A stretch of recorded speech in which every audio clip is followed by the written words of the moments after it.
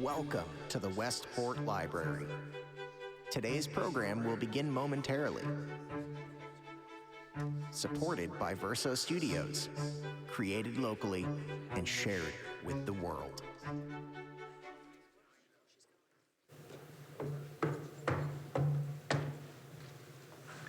Good evening, wise men, and guest and spouse, and any other person from the library who wandered in. Thank you for all being here. We're very excited tonight to have this program we put together with association with the library. And for all you guys, you know, this is something you sort of was able to use to slide in for your Valentine Day, you know, project. Is I'm taking you to this lovely thing tonight, dear. You know, it's going to be, you know, about love and all that. So I hope it works well for you and you get by with it. You know, we always have this thing about Valentine's Day and wise men, like whether this is like a really great day or not so great day. But anyway. For those of you who don't know and don't belong to the wise men already, any of you guys that have a little bit of gray hair, you're all eligible. Just come on back to our table back here, and we have all sorts of information about the organization. We have 500 men now, retired men, professional men, and it's a great organization. We've got 30 or 40 different activities, and you can be busy every single day with the wise men. And it's really kind of the reason that you retired, so you could do all these things, okay? So we want to sign anybody up who's not already a member. And I want to say enjoy the program tonight. And Bruce Borner is going, my first vice president here, is going to introduce our speakers in our program for this evening. Bruce, thank you, guys.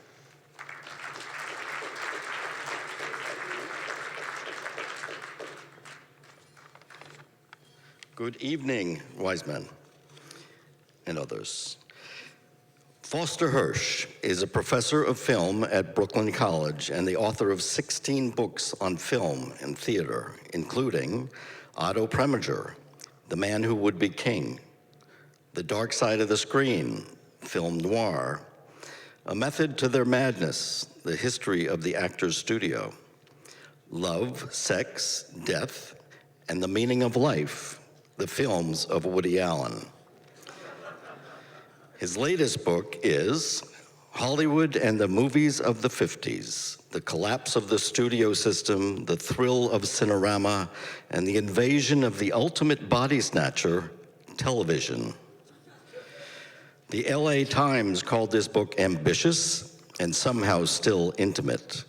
The Wall Street Journal called it a celebration.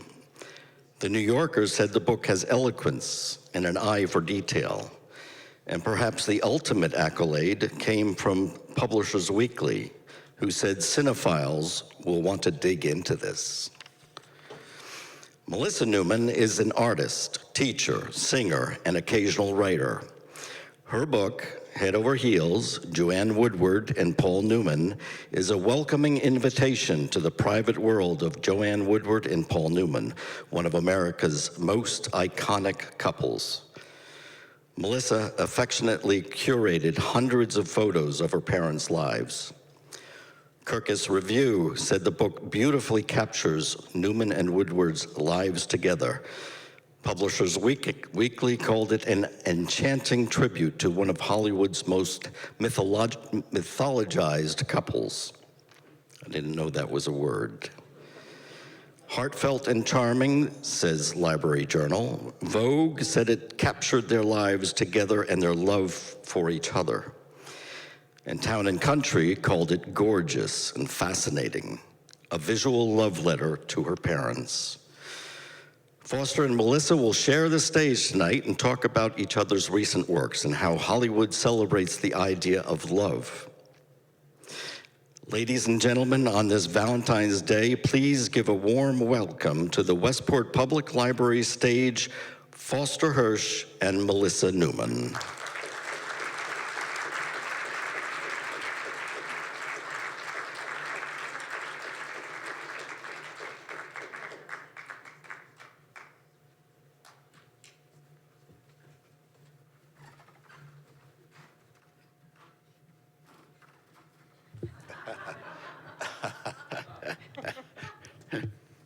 Okay. Okay. Melissa and I have figured out a program that we're going to try to stick to. we won't promise, but we'll try. You know what they say, if we ever have a plan. We have a plan, though. We do have a plan. We're going to talk first about my book, and Melissa is going to interview me about my work. And then we're going to segue to Melissa's book, and I'm going to interview her about her book. And then we'll open the house for questions from the audience. And then afterwards, we hope we'll be meeting you over at the side for book sales and book signing. So let me just say a word or two about my book, and then you can fire away with some questions. I didn't really think of any questions. You didn't think of any questions? I have a bunch of notes, but they will speak from the notes. They will definitely prompt But questions. I have to say, because love is the theme tonight, I was drawn to write my book really out of a passionate commitment to the movies of the 50s and to the culture of the 50s. I have to admit, I'm old enough to have grown up in the 50s. It's my decade. And I wrote the book with a combination of defensiveness, that people have a condescending, stereotyped idea about the 50s, which were much more complex and interesting than they're given credit for. It's my decade, and I felt I needed to defend it. And also, as a film historian, I believe that the movies of the 50s are among the greatest ever made in America. I would say it is the greatest decade for filmmaking our country has yet seen. It is certainly heads and shoulders above the movie culture that we're living with now. Don't get me started on that one. It is a love story. People said, how long did it take you to write the book? The truthful answer, about 70 years. In the sense that when I was a kid, I knew, going to the movies in the 50s, that I loved movies, and I knew I wanted to write about movies. And people say, well, didn't you want to direct? Didn't you want to act? Didn't you want to write screenplays? Didn't you want to produce? I didn't want to do any of that. I wanted to talk about movies to people who might be interested in hearing what I had to say, and to write about movies, and that was the limits of my ambition, and that's what I did. And this book is the fruit of 70 years of movie-going, but primarily the movie-going when I was 7 to 17. That was the decade of the 50s in which I grew up. So that's my commitment to the period. I love the period. Melissa's extraordinary parents were a very important part of that period, of extraordinary actors, and we will certainly get to them. But that's my love story. My love story is for the 50s and the movies of the 50s. I have to say that I just, I thought, oh, you know, I'll look at Foster's book online first, and I did that a couple of days ago, and I thought I'll peruse it, and then I'll come up with some ideas. I went down such a rabbit hole. I am so excited to own this book, a hard copy of this book, because I'm going to absolutely just mark it up with a pen and fold down pages, and I hope that's okay with you. Perfect. Because I was writing copious notes. I had just the sort of the cross-pollination. First thing I wanted to talk about, because I talk about this with my book, is how you decided to, can you discuss a little bit about how you decided to, you know, we said about my parents' book, we said, who needs to watch them grow old in a book? We don't want to do chronological, that's just boring. That was my friend Andrew that made the book with me, and we just ended up making it an art book. Can you talk a little bit about how you decided to approach, it's a huge topic. I decided at the beginning that I was going to cover everything. That I was going to cover the waterfront. That's why it took 70 years, not literally, but it was a long book. The question, the challenge when you decide to cover everything, how do you structure it? Yeah. I had a brilliant editor, Victoria Wilson at Alfred Knopf, legendary, and she helped me to shape the book. It is really a well-organized book. Can I say that? You know what's amazing is that I feel like the way that it's organized isn't immediately evident. That you start reading, and it's like surfing a wave. It just carries you along, and I don't know that I was particularly aware of how things were divided up. Things just flowed into one another, and the ideas just come up very organically. So whatever you did, it worked really well. It was the Yeah. product of a negotiation between my editor and me to how to shape it. But I did want to talk very much about the new technologies that were introduced in the 50s when the subtitle of the book, The Thrill of Cinerama. How many people in this audience actually saw the original Cinerama? Wow. Oh, you're not as old as I am. The Cinerama, you know what I'm talking about? The travelogue, the Cinerama travelogues with the triple screen. Was it the actually, huge screen. so it was actually 3 separate screens? 3 screens put together and you could see the join, but it was peripheral vision. It was overwhelming. It was a way of getting people away from the television sets and offering them what they couldn't get at home. Look, we're still doing the same thing. We're still trying to doing figure out something to get people away from, well, it's not a television set anymore. But that Cinerama was too expensive and it didn't last So beyond they had the to 50s. have multiple cameras? 3 cameras. They had 3 cameras that projected Wow. at theaters. It was a very complicated setup. Yeah. And there was no Cinerama theater in Connecticut. You had to go into New York to the Warner Theater to see it. But I also wanted to talk about 3D, which I love. And 3D started in 52, and they killed it in 54. They didn't give it a chance. And every time 3D comes back, it dies. People don't like it. I love it. And if it's well used, it's a wonderful medium. It enhances the image. I think also if you turn around and you look and see all the people with the little glasses, it's pretty cute. Kind of iconic. But you see into the distance. If it's beautifully used, it's really effective. And then widescreen. CinemaScope was the third technology introduced, and that lasted. We still are seeing widescreen movies. And then I wanted to talk about all the new wonderful actors in the 1950s. The Actors Studio, where your parents studied and where they came from, where they were trained. And they had the skill, but their talent was shaped at the studio. Do you know what's fascinating to me is to see films that are on the cusp, where you'll have some method actors and some old school actors, and you'll really see that. My mother did a television version of Come Back Little Sheba with Sir Laurence Olivier, and she thought she was going to have a heart attack. But I remember she told me a story that he said that she came in and she was improvising and working her way into the part, and he said, "Joanne, darling, when are you going to learn your lines?" So there was a period of time when you had these 2 different schools of acting. And I talk about that in the book. There's a film called The Harder They Fall, which was Humphrey Bogart's last film. And he was playing opposite Rod Steiger, a contemporary of your parents, who was totally method trained. Rod Steiger was doing so much acting and so much internalizing and preparation, and Humphrey Bogart just stood there and looked at him. He later complained that he said, "I can't act against this guy. He's doing so much." But Humphrey Bogart, very clever, shrewd, he steals the show. Poor Rod Steiger is doing all this work and internalizing. Humphrey Bogart, who just had this great film presence, doesn't seem to be doing anything. But that's exactly what you're talking about. Well, you talk about Spencer Tracy and about how he was perceived to be a very rigid, or just, he really had one way of doing things, the same line reading every time. And with method actors, I think method actors is really that trope of when someone's like, "Waiter, bring me the soup. Waiter, bring me the soup." It's like I have the one line. But I just, where was I going with this? The contrast between the old school and the methods, which is good. Elia Kazan, who was the greatest of all method directors, directed your father on stage and Sweet Bird of Youth. Right. Made a film early in his career with Katharine Hepburn and Spencer Tracy. He did not have good things to say about them. That's what I was reading, yeah.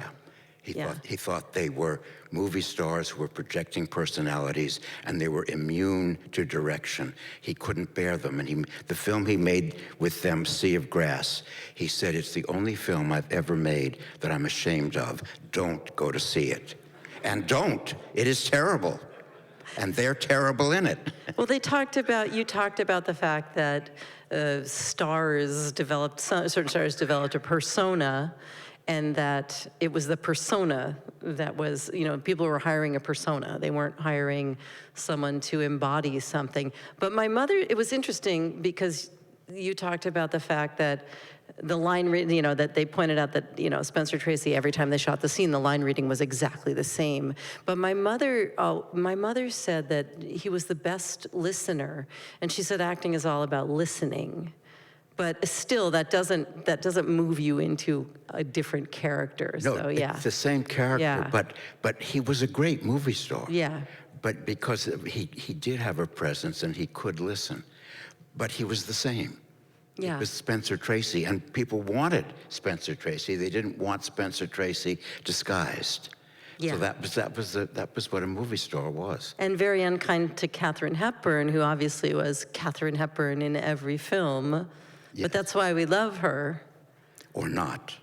Or not. Yeah, that's true. I would imagine that, if you decide that this is who you are and that's how you're going to be. She's not one of my favorites. Yeah, you're either going to... Yeah. She just reminds me of cozy, of snuggling on the couch with my son, my 16-year-old grumpy son, who once on a rainy day asked me if we could just snuggle on the couch and watch Bringing Up Baby. So I have fond feelings for Katharine Hepburn. Anybody who has a grumpy 16-year-old knows that, you don't forget that. You're like, thank you, Katharine Hepburn, for that. But we should talk about this, Melissa, get to the matter, because Melissa and I have done this show a number of times. We're old friends by now. Well, we've done, yeah. Well, I mean, this is a conversation. This is a conversation. It's a conversation. But about Melissa's film. father, of whom I'm a great admirer, made his first film. It was called The Silver Chalice. Oh my gosh, I wrote down something. I And did. You said it merits reconsideration. And I think my father, who used to show that film periodically and give people pots and pans to bang on and popcorn to throw at the screen, would beg to differ. But tell me why. He would beg to differ with me. Why you like it. We would start out with an argument, and then I hope we would grow to like each other, but we would have an argument. Once Melissa said to me, "Do you really like The Silver Chalice?" Yes, I do. And I encourage you all to see it. It is beautifully designed. Yes, it is beautifully designed, yeah. Widescreen, it evokes the ancient world in a way that no other film does, and your father looks as if he has come to life from a Roman coin. He is perfectly cast. Well, and the part is yeah. right for him. Yeah. Yes, he's young and he doesn't have the depth that he would develop later, but he shouldn't be embarrassed by that film. I think he was more embarrassed by the way his legs looked in a toga. He was not a fan of his own skinny legs. So I think it was the toga more than anything. But he looks like a Roman coin come to life. The profile is perfect. He's well cast. I really do like the film. His cousin Robert, I found a postcard of a Greek statue, and his cousin Robert was an inveterate traveler. He went all over the world. He was amazing, brilliant man.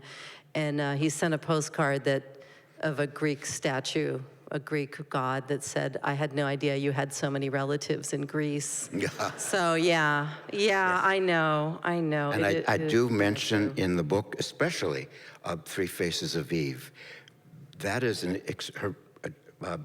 Melissa's mother won the Oscar for that film, and deservedly. If that film were done now, it's about a woman with multiple personality. If it were done now, there would be so many special effects and so much editing. But in that film, Joanne Woodward changes from one character to another with no editing in one shot. Yeah. No help from the cinema apparatus, no fancy cutting, no fancy camera angles. It is pure acting, internalized work where you see her transforming before your eyes with no editing. And one of the points of my book is that in the old days, they used to allow actors to act, and there were long takes and long shots. Nowadays, films are cut with such staccato pacing. Have you noticed that?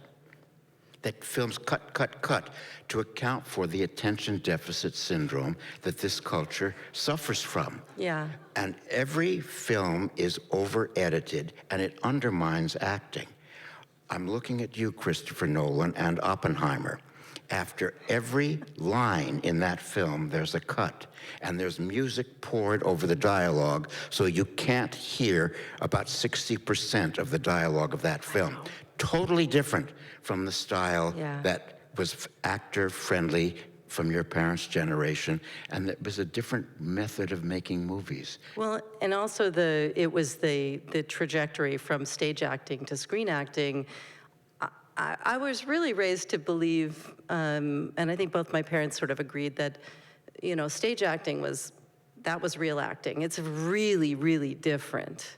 I mean, think about it. You're doing the same thing every night. You have to find it. You have to bring it. Especially if you're method acting, stage acting, you have to bring something new to the table. You have to be in the moment.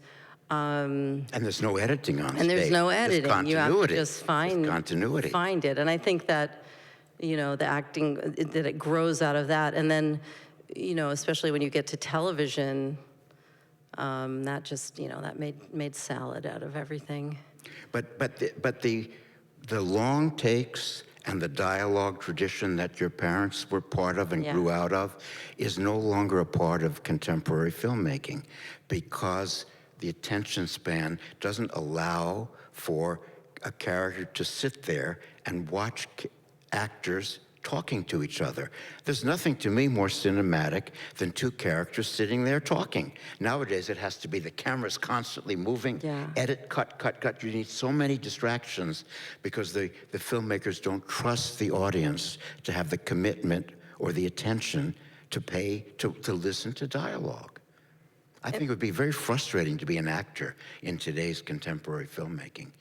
Yeah, it's extraordinary that you can watch, you watch somebody like Judi Dench or, people where you can just hold the camera on their face and there's so much going on. You can just hold it there and hold it there and hold it there. But those are people that have from another generation. And a usually a grounding in stage acting. Yes, but also have the acting technique. But that trust in the actor doesn't exist in the same way that it does in the period that I write about and celebrate, and the period, coincidentally and happily, where your parents got started. They're products of the 50s. And then actually, if you look at 50s television and you look at all the stage actors in 50s television, so that it really is a seminal time when you had this sort of mashup. You have, Dame Gladys Cooper doing Twilight Zone with Robert Redford, Twilight Zone episodes, and You Are There, and all these. But your parents' timing was perfect. That was the time to be an actor. The actor studio, they had early roles on television. It was the classic era of television drama, and then good movie parts. So their timing was perfect. 50s and then the 60s, which was their heyday. That was the time to be an actor. It's ironic that you bring up the silver chalice. My dad's shaking his fist somewhere. You were absolutely right. He was absolutely beautiful, and he looked like a Roman coin, much to his chagrin, because really, honestly, all he wanted to do was be a character actor, which is why he chose the parts he did. I mean, if you look at the movie HUD, it's one of the first films, I think, where the hero was just irredeemable and unredeemed. He was just a bad person. And they said, and my dad muddied the waters because he was very beautiful, so it was confusing. But he chose parts like that, and he chose parts like... Unlike Katharine Hepburn and Spencer Tracy, your father did not need the audience to love him. He didn't, and he didn't want to be the pretty boy, and he could not get away from it. He couldn't get away from being cast, Meanwhile, my mother is a chameleon. You see her, in my book, you see in every picture, she looks completely different. And that's why she was a wonderful actress. She's extraordinary. But in the book, which is a terrific book, we segue to Melissa's book now. We'll bounce back and forth. Paul Newman is Paul Newman in every shot. Stunning, always stunning. That Yeah. amazing profile. Your mother is virtually unrecognizable from one page to the next. She really is. There were times when I said, "Is that Joanne Woodward? It looks like Marilyn Monroe. It looks like," and you could go, "It looks like Sherry North." I thought of any number of different people that she looked like, but she never looks the same. And she was, you know, people wondered, it was kind of crazy. People wondered, they said, well, how could Paul Newman marry Joanne Woodward? She's, you know, she's not as beautiful as he is, and she isn't, you know, my mother could be extraordinarily beautiful, or she could be Beatrice Hunsdorfer in The Effect of Gamma Rays on Man of the Moon Marigolds. She could be unattractive. She had a funny nose that was hard to light. And she really, people used to say to me, what color is your mom's hair? And I would say, I have no idea. Probably this color in the real world. But yeah, really, my dad suffered from it. He always said that his epitaph would read, "Here lies Paul Newman who died of failure because his eyes turned brown." And it's why I liked auto racing so much, because art is subjective, and nobody's going to come down from the sky and tell you you're either a good actor or a bad actor. That's not how it works. But when you're a race car driver, you've got a stopwatch, you know. So that's really why he loved racing, and why race car drivers loved. He was fast. He loved his race car drivers. He ended up really loving race. He was really a race car driver who acted sometimes. Yeah. Like towards the end. And your mother hated his being a race car driver. Hated it. Hated it, but accepted it. She was a trooper. You quote from your parents from letters and quotations throughout the book, but the one quotation that I'm not going to forget, and people who read the book, look through the book, won't forget it, was when your mother said to Kim Stanley, while they were doing Picnic on Broadway, they went to lunch, and she said, "I'm very glad that Paul is good looking because he sure can't act." Yes, I have that. It's my favorite quote in the whole book. It's a good thing Paul Newman is handsome because he certainly can't act. And she believed that at the time. Well, you know what? If you look at his early stuff, I mean, I don't know, what about you? But they're my parents, so it's hard for me. I can see when they're being shticky, you know? I can see when my dad is relying on certain things, or facial expressions, or my mother, I can see anytime they repeat something, or it becomes, but then I can also see when they're deep into it and they lose those things. But your father developed over time. He really did Yes. deepen. Your mother sort of had a genius from the beginning. She was born. She was a born actress. And your father said, "I'm not a Yeah. born actor. I'm not a No. born anything. I have to work at anything I do because I have no natural gifts." Your mother was blessed with a genius for acting.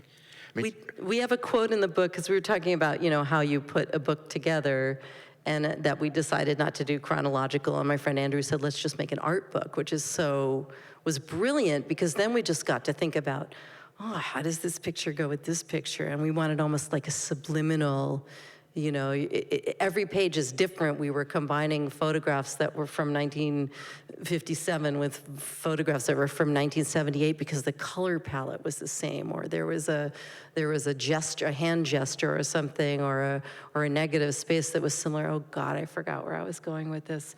You're gonna help me. yeah, but with the- putting together the book. Putting together the book. You had definite chronological limits. I kept waiting the first time I went through the book. Are they going to get older? Not really. No.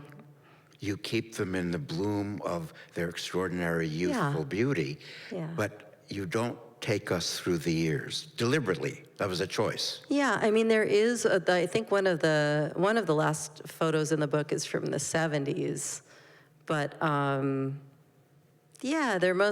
we wanted to capture the most beautiful aspect of there. That's why it is a Valentine's Day. It's my Valentine's to my parents, really, to the loveliest part of their relationship, but also the complexity. because it wasn't simple. You have two actors. I was gonna say my mom was born with tap shoes on. That's, and my dad was someone, back to the acting, that he was someone who, really didn't, he was sort of not wooden as an actor, but he developed some mannerisms that got him by because he was pretty. And But it was his looks that got him into the business. Exactly. And he developed and became a fine actor. He did. Your mother was fabulous right from the start. Did you, I don't know if you wrote about, because I only made it about maybe halfway through the book, because I had no idea how dense it was. I got it. I was like, I'll peruse. And I suddenly went, I'm not going to make it here tonight because I couldn't stop reading. I mean, it's fascinating. She was absolutely. Do you talk about one film that I really discovered recently? Sometimes I'll be watching television, and I will see a film with my parents in it that I have never seen before. That's how I saw The Sound and the Fury. I do talk about that. And my mother always told me I think she was pregnant at the time, and that Yul Brynner didn't want to dance with her because he weirded him out. I do talk about that film, and I say it's a lot better than you think it is. How are you going to ever adapt William Faulkner into a film? And it's not the novel, but your mother is so bright, beautifully cast as a young Southerner, but who's really good as a Southern patriarch? Yul Brynner. Go figure. Go figure. He's really good. I know. And Ethel Waters is magnificent as Dilsey, the servant. Yeah. It's a lot better film than you would think it is, and I do give it credit for. And let's look at it again. Give it a second chance. Yeah, and do you discuss No Down Payment? I do. Those are two films that I literally was watching television late at night, packing a suitcase to go somewhere, and I went, "What is this?" And that's a terrific film, and your mother is amazing dynamite film, in it. And my mother is fabulous, and it's I also discussed very early. her very early film, A Kiss Before Dying, right, in which she's thrown off a rooftop by Robert Wagner. Oh yeah, and she's very good in it. She is. And it's such a clever performance. And there is a kiss before dying. There is a kiss, but the thing is, your mother gets thrown off the roof. But if she played the character as likable, the film would end when she goes off the roof. She plays the character so you don't really like her. Yeah, which she could do. Which is a very smart choice. Yeah, she could do either. She could do anything. Unlikable. She plays an unlikable woman. Not that you want to kill her, but that when she dies, the film doesn't die with her. Well, she was my mother. No. You know, when you're a teenager. It's a very, and you want to kill each other. That's really an early performance, and it's a very good one. Yeah. But since we're in Westport, and so much of the book is pictures of the Newman house in Westport and the river behind them and so forth. Right. We probably want to see some photos. We could be here all night. From the book, and I think there's some Westport photos in here. We do. And how many people were here for my book launch? Oh, good, not that many of you, because it's the same. That's why they're here tonight. Same slideshow. But I got better at my shtick. All right. This is okay. So This is from letters that I found in an attic in my mom's house. So we were getting ready to make the book, and I was up in the attic, and I reached into a ripped bag that was just about to be thrown away, and I found what apparently were the first 10 letters my dad ever wrote my mom. And let me tell you, he fell hard. And literally, kicking dead mice out of the way. It's an old house. It's anyone who lives in an old house knows what I'm talking about. So I would say, if you're planning on writing, if it's not too late to write a better Valentine's note to your loved one, take notes here. I shall lock myself in an abandoned water closet.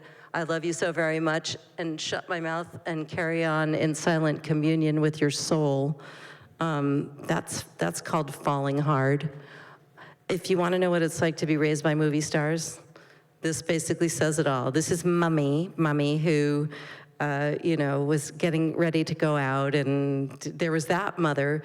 But then I have a quote here that is Stars are people who are immediately recognizable, who bring their own mystique, their own essence to whatever role they play. Paul is a star. I think I'm a character actress. Nobody recognizes me when I walk down the street, and I can have a hard time getting checks cashed. We paired this with a picture, a super sexy picture of my mother in a bustier. You have to see it, and then you'll understand why it works.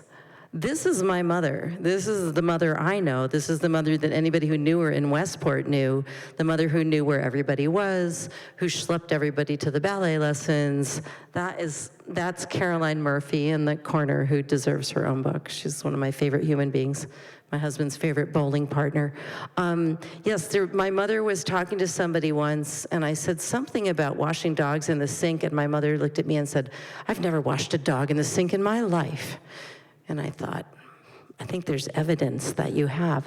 But that's our house. That's the house. The house you live in now. They bought in 1961, and we bought it from them when our son, who is now 27, was 2. So we bought it from them, and that's our sink.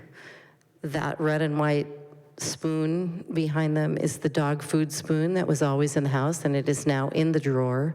I know where most of that stuff is. We literally just replaced the faucet last year, so that's the kind of folks we are. But Melissa, why did your parents choose Westport? Because it wasn't Beverly Hills? There was that, yeah. There was that. We did go back and forth and back and forth and back and forth, and I was the kid that never had the right outfit at the new school that I always went to, so it was a disaster. But yeah, people say, oh, must have been movie stars and all kinds of things. I do remember in Hollywood, or we lived in Beverly Hills, we lived in Bel Air and we rented a lot of houses. I do remember being under a table once and seeing Sidney Poitier's shoes, which isn't something that most people can cop to. I also heard tell that when my parents were doing Paris Blues, I was a baby and I sat on Louis Armstrong's lap. And no one took a picture, which stinks. And I am a jazz singer, so I think I absorbed jazz through my butt. But I usually say through my diaper, but y'all look like a hip crowd, so. Here's the house. I don't know, I'm sure many people have driven by it. And when we grew up here, many people would drive by it. We had a knee-high stone wall, a gate that didn't work, and a bunch of friendly dogs. And we would come home to find people on our lawn with cameras taking pictures of our house, or driving by at 2 miles an hour so that they could, crane their necks and look at the house. So my dad would be in back of the line trying to get home with the groceries and then cussing people out.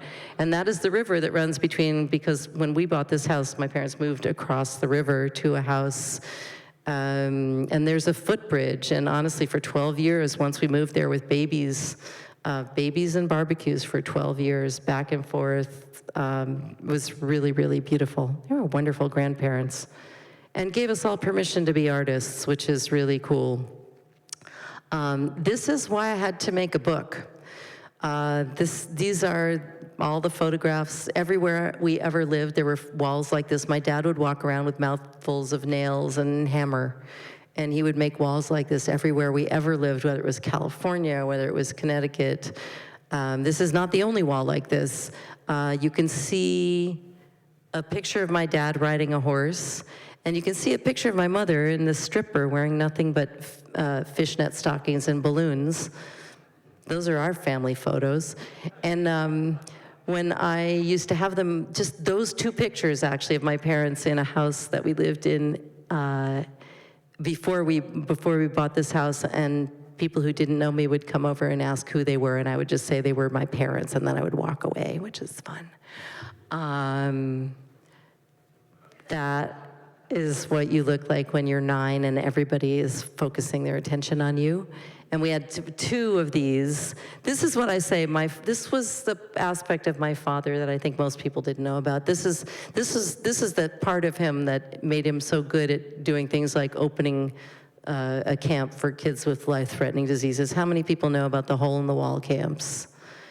If you don't, you should look them up. Kids that have really serious diseases can go to camp, and they can get I think they can actually get chemotherapy while they're there. They can plug up their ports and roll into a swimming pool. And all of them love my dad because all they knew about him was that he was the guy who started the camp.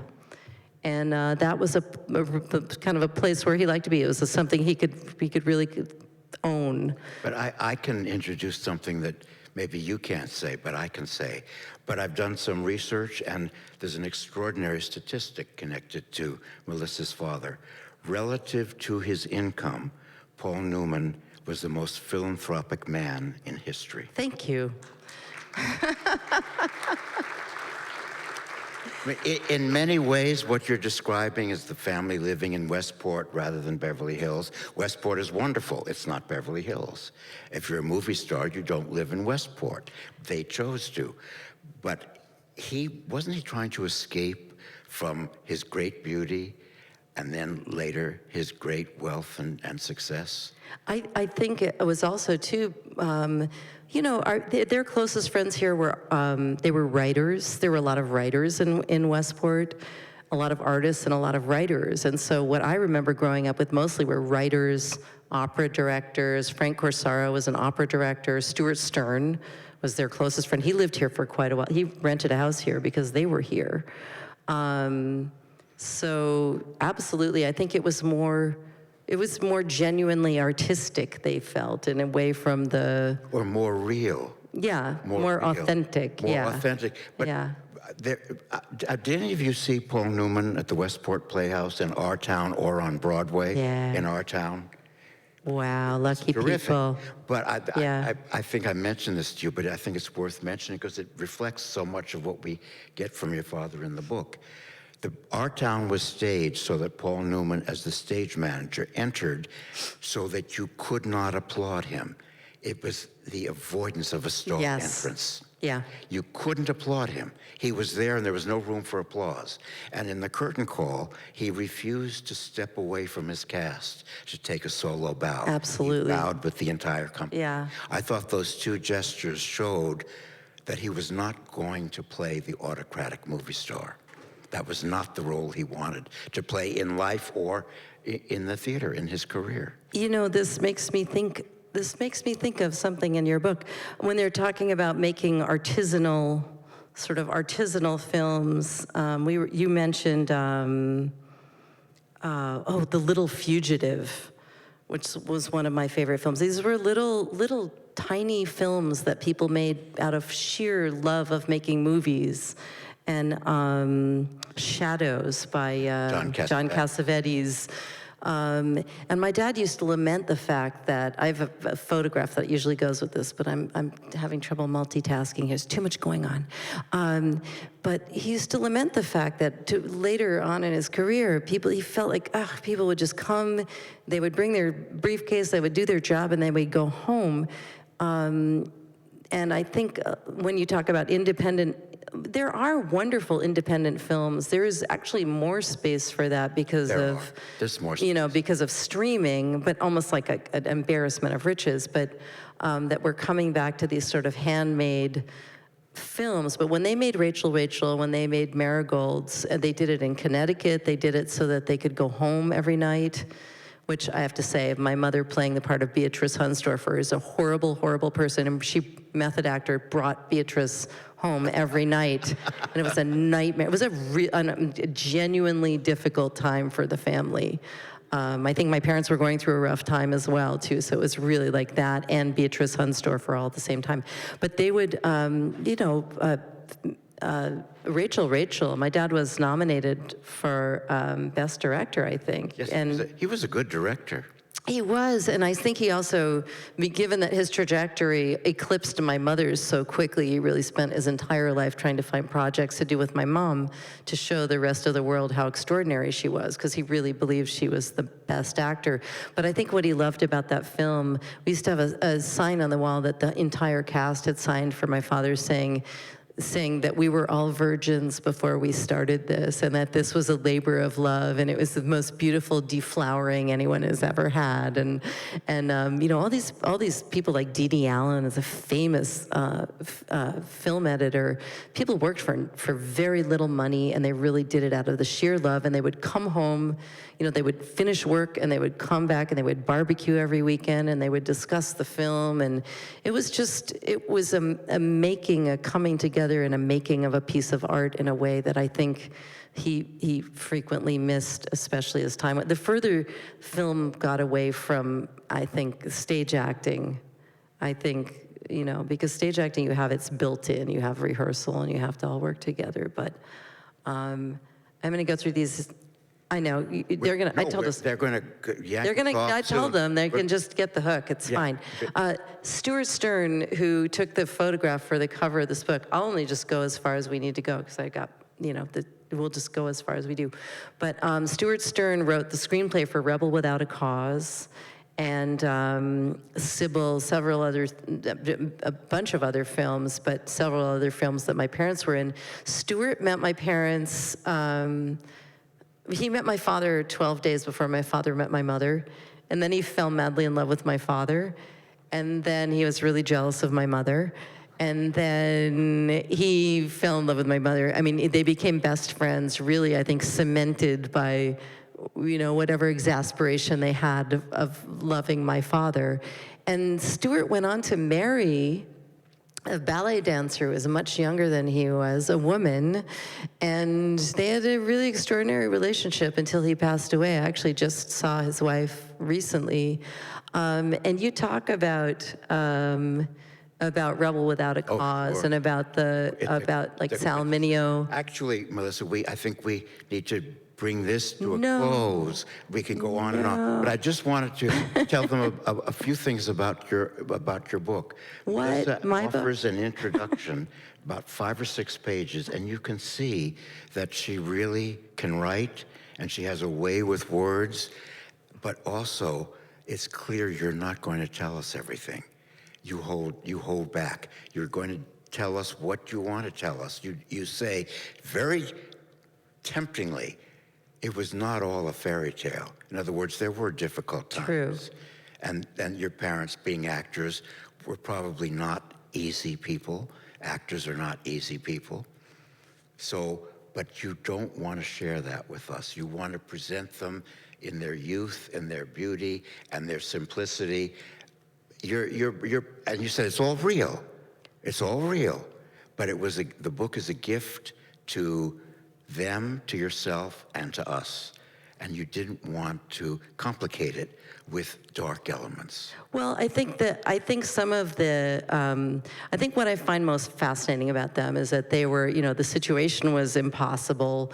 Everything was complicated. There's a lot of dark stuff to say, but there was an inexorability to their relationship, and that's what's really, really admirable. I think they admired each other. I think they loved each other, and I think really, to the very end, the only person my father really wanted in the room was my mother.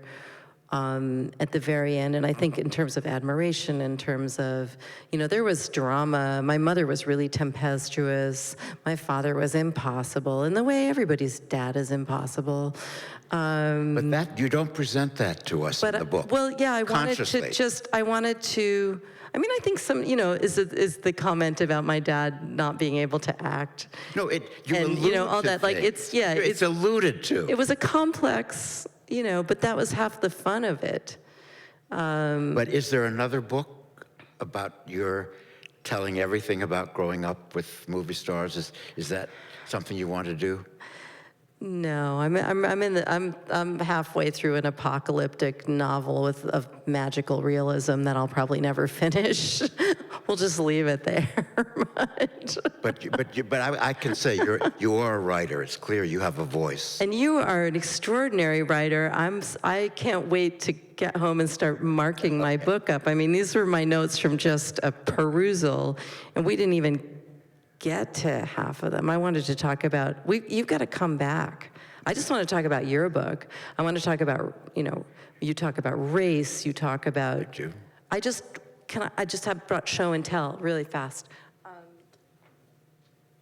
just interesting thing, because you did talk about race. These are paperbacks. This is a paperback of HUD.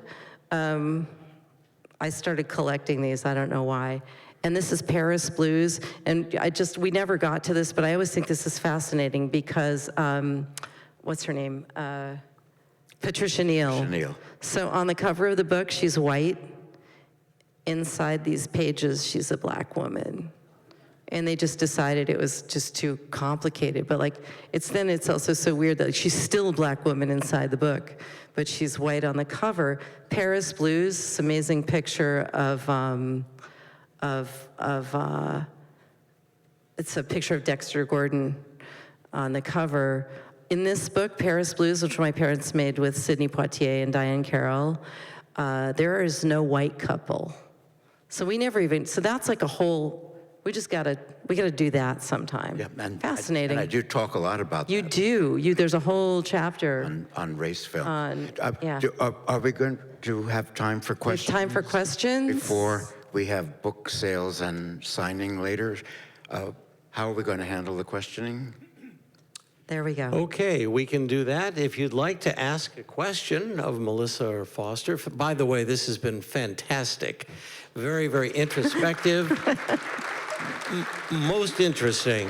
Thank Please you. come on up if you want to and ask your question. There's nothing I mind answering. Yes, our first questioner. Since I'm the first one here, did your father have a favorite film that he really thought was his best work that he loved? I would have to say that probably the one that I heard the most about would be The Verdict. And the story behind that is that, he shouldn't have, he should have won the Academy Award for it, but he was up against Gandhi, so what are you gonna do? But you're gonna help me with the name of the director of The Verdict. Sidney Lumet. Thank you. This is why you're here. This is great. I feel like I don't have to have a brain at all when it comes who did that? Sidney Lumet. So my father, I think he sort of came in the very beginning of making the film, and Sidney Lumet, and they worked a little bit, and Sidney Lumet said, well, that was fine. That was good and fine, and that was fine. And you can come in and you can do that tomorrow and the next day, and it'll be fine. But if you really want to do a little digging and really see how much of yourself you want to bring. He's playing an alcoholic. He's playing someone who's really hit rock bottom. And he said, if you want to bring, how much of yourself do you want to bring to it? And it's up to you. If you come in and do the same thing, it'll be fine. And my father went home and he really did some soul searching, and he came back, and that's where that part came from. And if anyone's never seen that film, it's an extraordinary film. The Verdict holds up.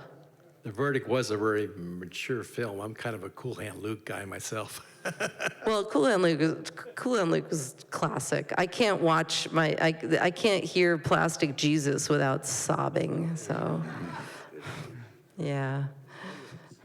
I love the movie Somebody Up There Likes Me. Oh my gosh. At the end of that movie, when he goes back to the Lower East Side where he was born, and there's the ticker tape parade. Yeah. And he said, all of my friends I grew up with are dead or in prison, and somebody up there likes me. Yeah. And his wife says, somebody down here too, and then Perry Como sings the song. I love that. Anyway, could you tell me anything about that movie?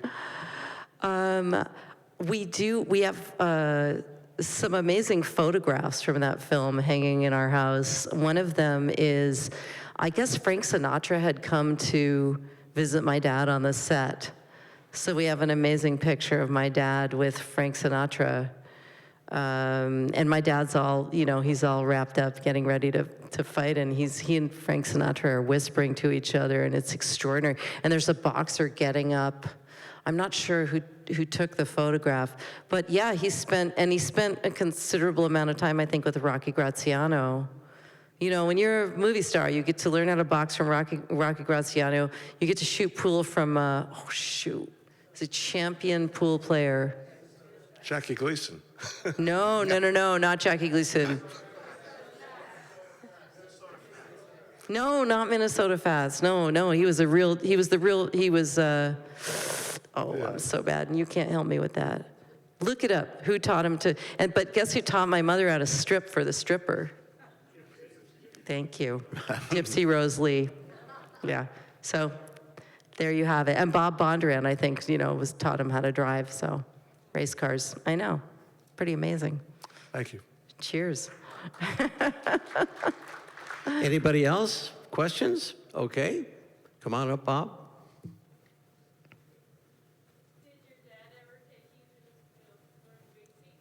You have to line up. But you should.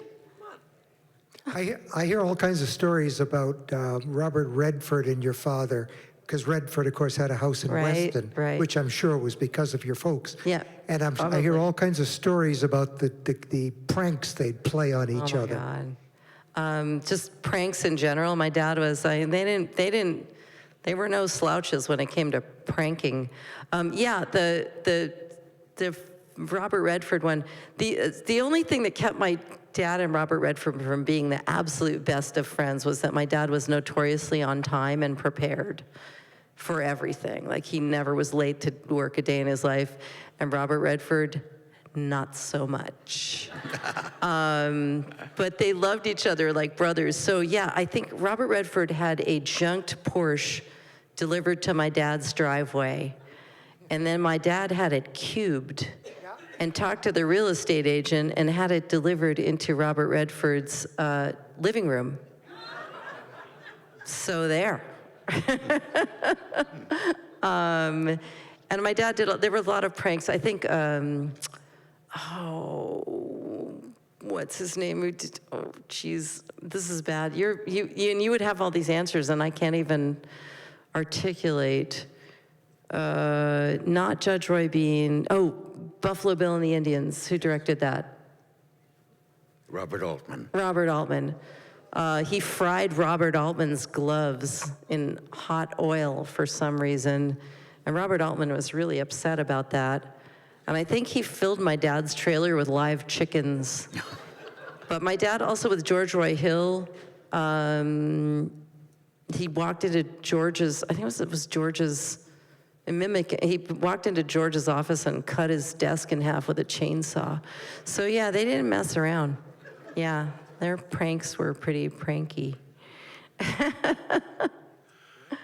I'm not a movie buff by any stretch of the imagination, but if someone was to ask me, what film would you like to see of Paul Newman? I mean, I would always choose Butch Cassidy. There was just something special about that. And I don't know how your dad felt.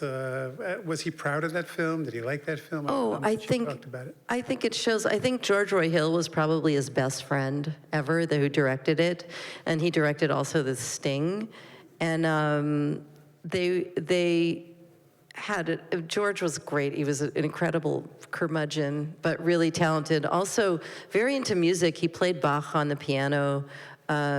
His choice of music for that, the Entertainer, all the Scott Joplin, really revived, really brought Scott Joplin back to the fore. And I think, no, they had a blast, and you can tell. They had so much fun, and they had so much fun on The Sting, and you can feel it, One of my favorite films of my parents, so you talk about this too, this was something I wanted to talk about, is how, is it okay to watch some of these films? Like, some of them are painfully misguided.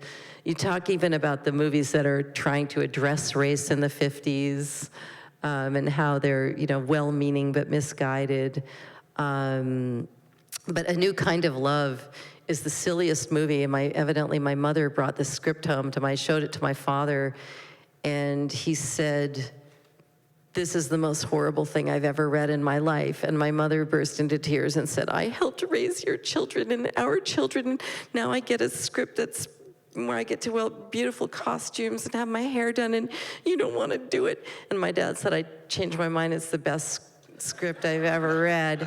And then they did it, and it's just like, I love it, but I have to say that watching it in the light, you talk about in light of modern sensibility, or, it's just, the woman, my mother starts out so, she's got a little trench coat and her glasses and short hair, and she looks so cool, and she's got a job, and she just copies clothes for, steals clothing designs, and then they go to Paris, whatever. And then she meets my father, and he's a womanizing whatever, and then she becomes all infantilized and dresses up and does everything. And I said the only way to watch it nowadays and make it, current and relevant is to watch it backwards. So, anyways, that was the long answer to a short question. Hi. So there was once a missile site in Westport. Yes, the and Nike a book site. written about it by a local author Yes. called Rally Round the Flag Yes. Boys. And I had heard that your parents first came to Westport, to make that film. Is that true? That's funny. I'm trying to think when, you don't know the date that was made, do you? 58. I love this man. Okay, I'm just going to surmise, since they bought the house that I live in 1961, the year I was born, that could very well be true. I have always, Rally Around the Flag Boys, that's another one. In A New Kind of Love, there's basically like a comedy rape scene. A bunch of football players chasing my mother around in a bustier, and there's some very not appropriate stuff regarding Native Americans. It's another one of those. It's a very funny film. Again, you just have to watch it and think about when it was made. But yeah, absolutely. I think you are right. I'm gonna say yes. But I also think that I'm betting that they probably trysted, because they were working a lot on